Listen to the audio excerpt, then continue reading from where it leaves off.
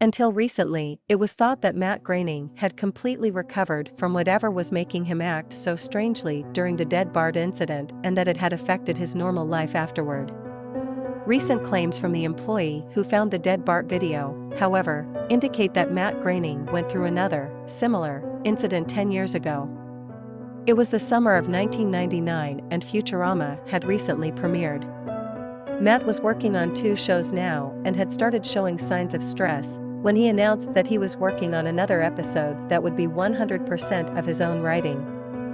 This terrified some of the staff who worked on both shows, but they were hesitant to bring up dead Bart, and the Futurama crew saw no reason to reject Matt's idea.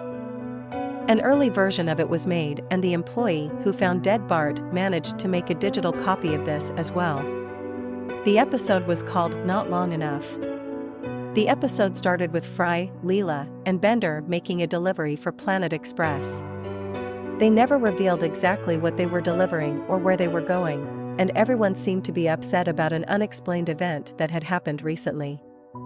Leela and Bender were angry at Fry, who kept apologizing but was coldly rejected by his friends. They eventually reached a planet that seemed to have only one house surrounded by empty, desolate fields on all sides. They knocked the door, and a grotesque alien that seemed to be very old answered. He took the box without a word. He opened it, took a knife out of it, and stabbed himself.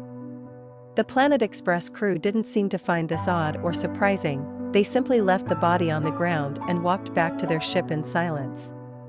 The next scene was of the Planet Express ship flying through space. A dissonant piece of music made of extremely loud instruments playing a very slow tune played in the background while the ship flew through an empty, black space. They finally reached Earth and landed in a deserted New York. Fry started apologizing again as they walked through the empty streets. There was no sign of the Planet Express building, but Leela and Bender glared at him in silence. Fry gave up and separated from his friends. He walked for quite a while, never encountering a single person. He reached the cryogenics building where he had been frozen, looked inside, and began to cry. The crying went on for a few minutes before he entered the building. Fry went to one of the tubes, set the timer on it to a huge number with more zeros than I could count, and locked himself in. The screen faded out, and when it came back in, the view was entirely on Fry. The machine must have partially stopped working, as parts of Fry were decaying. Bone was poking through his skin in several places. Fry mumbled, "It's what I deserve," and climbed out of the freezing device. He was in a surreal, indescribable place. There were a huge variety of shapes and colors, but it wasn't bright or fanciful. It was closer to the faint colors you see if you close your eyes too hard. Fry started walking, the surreal void he was in seeming to go on and on. He kept walking for a few minutes. The colors kept making shapes you could kind of make out, but none of them were pleasant. After his long walk, Fry found a picture on the ground. It was completely out of place in his new environment. It looked like something drawn in the normal Futurama style. It was a photo of himself, Leela, and Bender.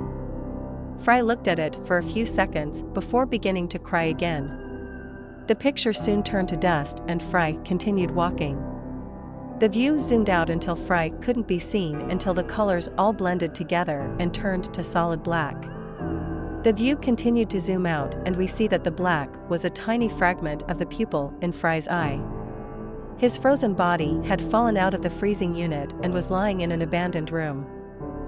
He was drawn in the same hyper-realistic style as Bart's corpse from The Simpsons episode, Dead Bart. Bender and Leela walked into the room. They saw what Fry had done to himself, and Leela said, "He got what he deserved." She checked her watch and said, "Looks like we need to leave for our next delivery." She took a knife out of her pocket, put it in a plain cardboard box, and headed to the ship.